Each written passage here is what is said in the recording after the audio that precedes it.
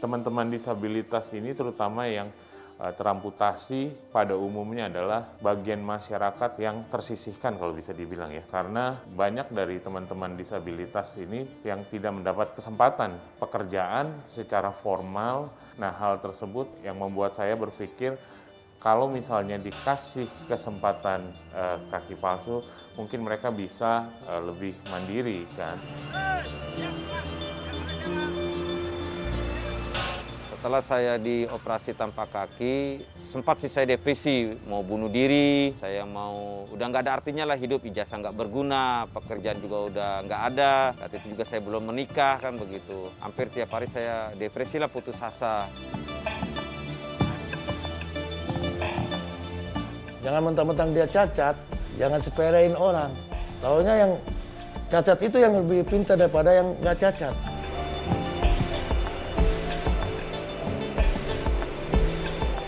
Selain dari balas budi, saya merasa bahwa ini adalah tujuan hidup saya. Tujuan hidup yang diberikan oleh bos besar yang di atas untuk bahwa memang saya harus melayani mereka. Gitu, saya memang harus menjadi pelayan teman-teman disabilitas. Itu yang membuat saya merasa memiliki energi sebetulnya.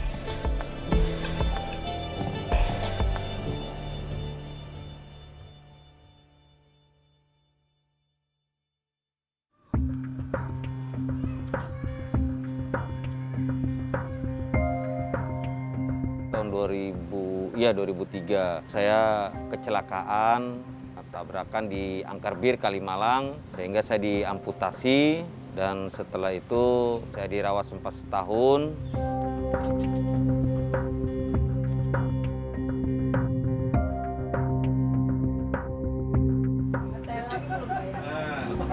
Lagi kerja. Berapa utangnya? Tadi udah bayar, Bu, Iwan, Bu, yang pertama. Sekarang Pak De. Iya, oh iya belum. Pada saat itu saya kecelakaan di bawah lutut, bukan di atas lutut. Setelah saya pasang pen, seminggu kemudian kaki saya terasa gatal, saya pikir udah mau sembuh. Tiba-tiba pas dibuka perbannya itu, kok ada belatung, ada ulat, ternyata ada virus gangren yang sangat berbahaya yang bisa mematikan. Akhirnya bernegosiasi dengan pihak dokter, profesornya di RSCM, saya akhirnya disisakan kaki kurang lebih ada 2 cm dari paha saya.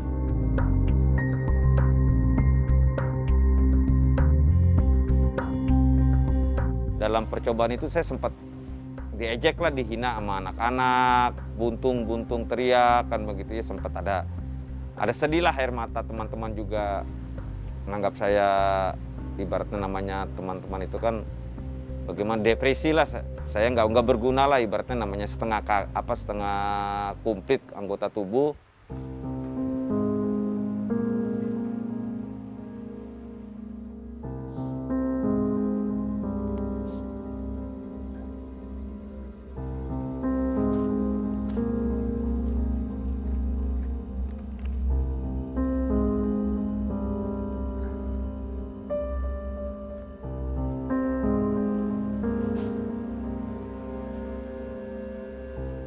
Dari bayi saya sini sama orang tua dulu. Nah, yang terakhir papi saya meninggal tahun 2019. Sudah meninggal papi saya tinggal sendiri, tinggal di sini.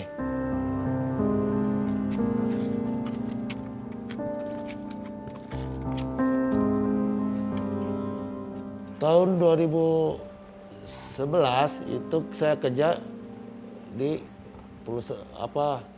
semen merah putih, Badak Kucula, ada kan di sini di Jabodetabek. Itu pas bulan 2 masuk, pas gak hujan, itu mobil ngebut-ngebut yang bawa kenek sama supir. Itulah kejadiannya di pelabuhan, di Rindas. Dek, ngomong-ngomong kaki lu gimana nih? Ya gini lah, Kak. Kayak gini lah, udah rusak. Masih sakit? Masih sakit. Ini udah berapa lama nggak diganti? Pas kejadian, saya dibawa ke rumah sakit Pos 8, pelabuhan yang Maharan, Pos 8. Terus Pos 8 oper ke rumah sakit di Kramat Jati, Jakarta Utara, PBP. Pas itu udah lengket itu, saya kerja lagi. Karena kapal masuk. Di situ, karena kuman. Jadi dipotong di rumah sakit Koja.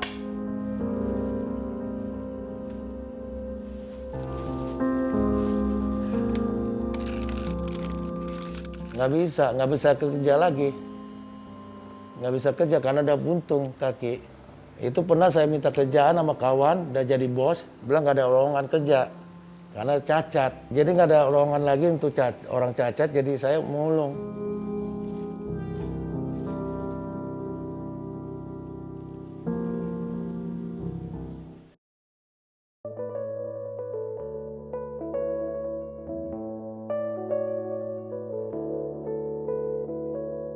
Saya berada di bidang prostetik ortotik sebetulnya karena memang waktu itu tahun 2009 pemerintah memberikan beasiswa di bidang prostetik ortotik. Pemerintah bangun sekolah namanya Jakarta School Prosthetic Orthotic, dan di 2014 saya lulus dan kemudian saya membangun bisnis hingga sekarang di prostetik ortotik.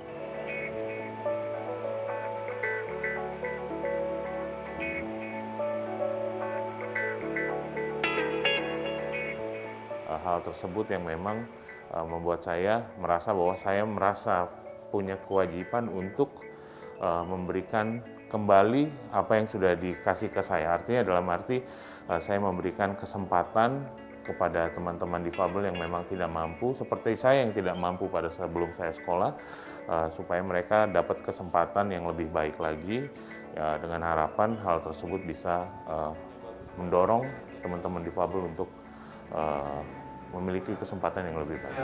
Ke depan. Hebat. Coba kalau satu tangan, mereka dianggap adalah kelas-kelas yang perlu dikasihani gitu. Padahal secara prinsip mereka sama aja gitu. Kalau kita lihat lebih dalam, tapi bagi banyak orang, teman-teman disabilitas itu adalah orang-orang yang masih perlu dikasihani, masih perlu diberi donasi dan lain-lain. Itu yang masyarakat lihat pada umumnya.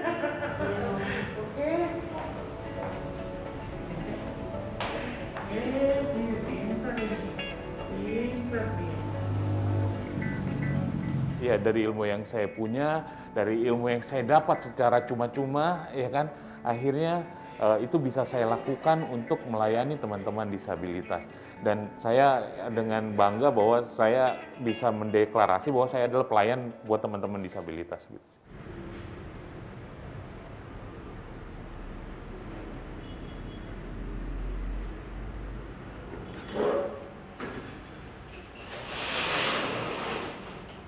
Ada beberapa tahap dari pencetakan, terus pematungan, perapihan pada patungnya, hingga nanti di assembly atau digabungkan antara soket dan komponen-komponen. Tapi yang paling krusial adalah pada saat pencetakan. Jadi ketika kita mencetak kakinya, itu yang paling menjadi dasar dari kaki palsunya berhasil atau enggak. Jadi ketika cetakannya udah salah, sampai belakang salah. Jadi justru di awal-awal yang penting.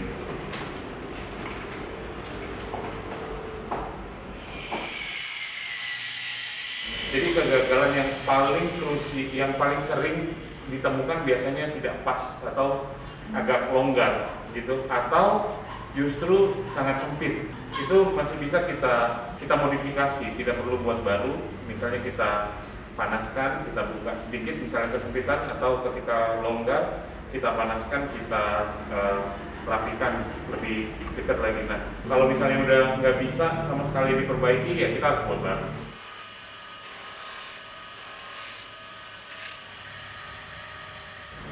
Jadi memang ada perbedaan, terutama perbedaan material, komponen ya. Jadi kalau memang untuk sosial atau charity biasanya kita berikan komponennya yang dari Kamboja, disebut ICRC komponen, dan itu memang secara harga masih terjangkau untuk kami sediakan gitu. Artinya kita bisa sediakan IC dengan terjangkau. Nah, range-nya kalau untuk bisnis mungkin lebih beda lagi, karena itu kita harus ambil dari China, Hong Kong, atau dari yang Jerman punya. Nah, harganya jomplang ya, harganya jauh. Nah, kalau untuk untuk charity ya kita memang mau kasih banyak, jadi kita kasih yang seefisien mungkin. Walaupun memang secara kualitas nggak bisa kompromi, harus bagus dan juga harus safe, yang pasti aman dipakai, tahan lama, nyaman, dan yang pasti harus berfungsi dengan baik.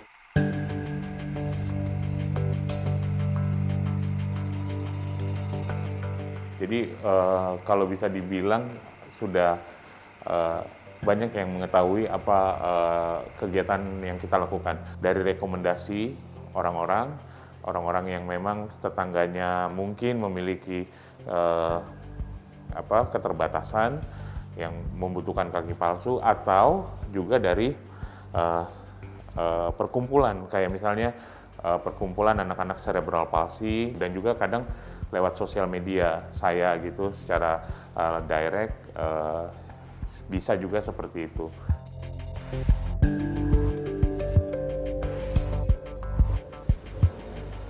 Sebetulnya kita memang kalau yang free, satu yang paling penting adalah tidak mampu gitu. Tidak mampu itu pasti ya. Terus yang kedua anak-anak dan juga tulang punggung keluarga. Itu yang memang kita prioritaskan, dan kita berharap dari ketiga ini bisa membawa perubahan, itu aja sih. Ya, motor jangkut stang.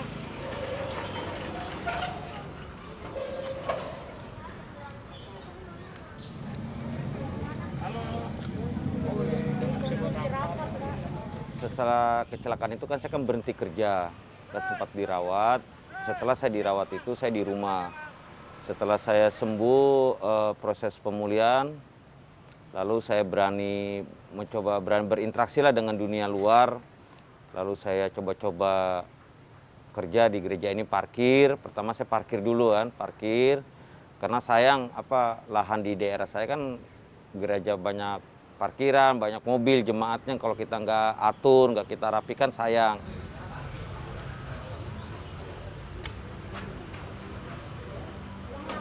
Jadi pas saya parkir, mengatur motor dan mobil, kebetulan ada Bang Coki, dia juga alumni di SMA 2 Bekasi, saya juga di situ. Saya kaget juga melihat beliau, "Loh kok abang seperti ini?" kata beliau kan. "Iya, saya kecelakaan," saya bilangin seperti itu kan. Beliau kan jemaat di sini sebagai pemain musik dulu ya di gereja GKPI ya. Terus depan. Penuh. Oh, nurunin. Oke. Bisa muter balik nggak bisa, Bang. Di depan aja langsung AKBP ya, ambil kanan. Tiba-tiba saya mendapat motivasi dapat kaki palsu itu, saya bahagia sekali, senang kan gitu ya. Langsung penawaran itu saya terima, oke. Jadi Bang Coki, saya siap bersedia dibuatin kaki palsu, yang penting saya tidak dikenakan biaya.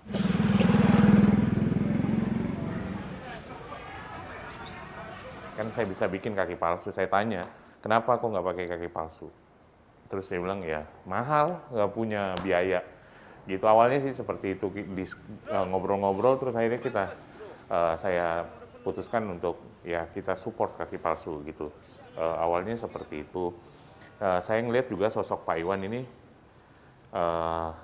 orang yang sangat giat ya, karena sambil parkirin mobil motor, angkat motor pakai tongkat pun dia mau gitu.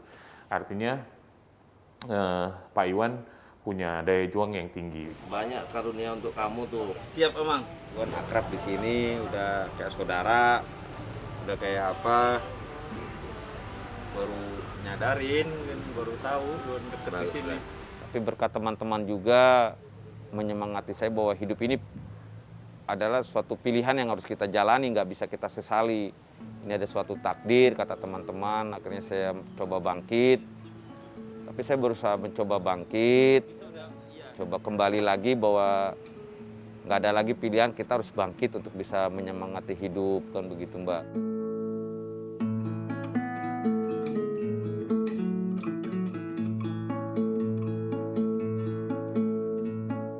Di saat saya dapat kaki palsu, saya dapat penawaran dari Bang Coki, Bang, abang kan di gerejanya hanya hari Minggu.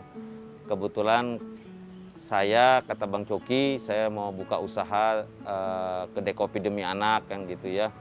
Abang kira-kira mau nggak bergabung dengan kita sekaligus mensupport teman-teman difabel yang lain, bahwa mereka itu hidup bisa seperti manusia yang normal, jadi kan begitu.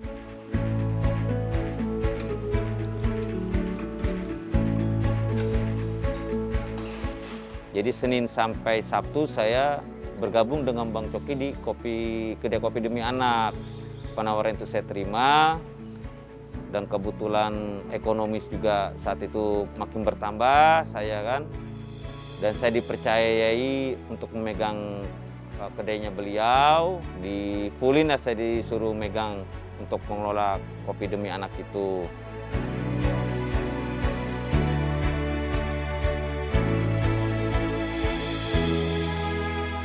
Hari ini yang ready apa ya? Karamel mochaccino sama green tea. Yang karamel kopinya kuat. Kuat bisa. Kopi demi anak itu berasal dari kopi demi anak-anak cerebral palsy gitu. Karena kenapa saya bangun kopi, memang sebetulnya waktu itu lagi 2019 lagi rame-rame kopi, saya pikir lucu juga punya kopi kan. Nah akhirnya saya buka kedai kopi yang memang tujuan profitnya adalah untuk membiayai produksi alat-alat bantu untuk anak-anak cerebral palsy. Tujuannya sih seperti itu. Cici mau kasino ya. Cici cantik nih, Jepang nih. Silakan Cici kali ini. Memang teman-teman disabilitas ini susah untuk mendapat kesempatan ya bekerja secara formal atau secara serius gitu, secara dari Senin sampai Jumat gitu. Itu masih sangat sedikit perusahaan-perusahaan yang aware terhadap hal-hal itu. Yuk Bang. Hai Bang. Yuk. Sendirian ya Bang? Iya Bang, gimana kabar Bang? Baik. Jadi saya anggap bahwa menjadi barista itu kan kita kan gunain tangan, dan kalau misalnya kayak Pak Iwan kan berdiri nggak ada masalah, udah pakai kaki palsu, tangannya juga tidak ada masalah. Jadi saya rasa Pak Iwan sangat cocok untuk menjadi barista di Kopi Demi Anak, dan itu tujuannya sebetulnya lebih kayak menularkan juga ya. Bisa kok gitu loh, bisa kok teman-teman yang pakai kaki palsu jadi barista gitu. Jadi kira-kira itu sih.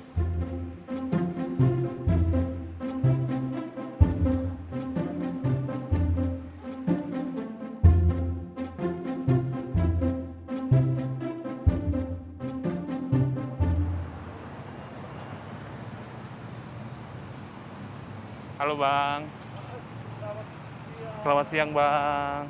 Makasih dok, udah datang. Makasih. Oke. Lagi apa Bang? Ini dok, biasa dok. Kerjaan saya dok.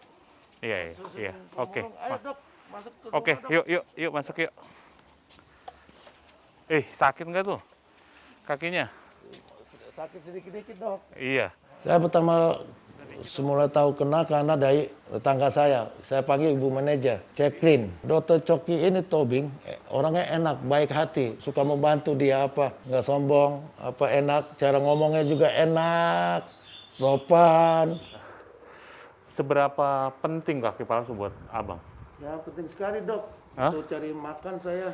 Ini untuk kerja tanpa ini Abang susah. susah nggak pakai itu, Oh, karena saya pakai sepeda. Kalau nggak pakai kaki palsu, bagaimana mau goesnya? iya. Percaya diri sama semangat ya, tambah semangat lagi karena enak itu, karena bisa operasi apa kemana gitu, bisa pakai motor lagi lebih tambah enak. Oke, kita coba dulu ya. Ya dok. Oke, nah ini ujungnya numpuk nggak? Ujung kaki? Ya. Ada tekanan nggak? Jadi memang karena kaki palsu itu kan mahal dan kita mau bahwa apa yang kita berikan betul-betul bermanfaat buat penerimanya. Jadi kita bukan hanya dampingi dari awal kaki palsu cetak sampai jadi, ini terutama untuk teman-teman yang teramputasi, kadang kontrak sama DRID ini kontrak sampai seumur hidup gitu. Jadi kaki palsu kan harus sering diganti maintenance dan lain-lain. Dan itu yang biasanya kita lakukan gitu. Udah. Pas pakai ininya Lebih sini. kenceng.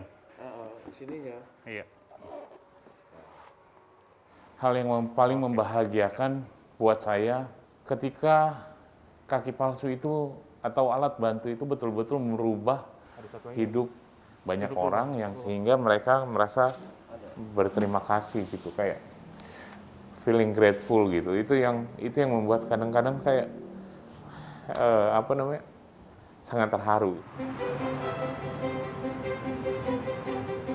Tuhan Yesus, hamba-Mu yang berdosa ini datang kepadamu, membuka seorang dokter mengasihi kaki palsu hamba-Mu ini. Hamba-Mu ini terima kasih Tuhan. Tuhan lindungi dan beri kesehatan kepada Dr. Tobing dan keluarganya supaya bisa membantu orang-orang yang nggak mampu, yang cacat, oh Tuhan. Kawan-kawan yang cacat tubuhnya, cacat tangan, kaki, jangan putus asa. Kalau kita nggak punya kaki, ya pakai apa? Ya mudah-mudahan dapat seperti saya bantuan kaki. Sabar saja, jangan putus asa. Kerja terus apa aja, nggak pakai tongkat, kerja apa aja bisa. Asal jangan minta-minta. Mulung aja bagusan kayak saya.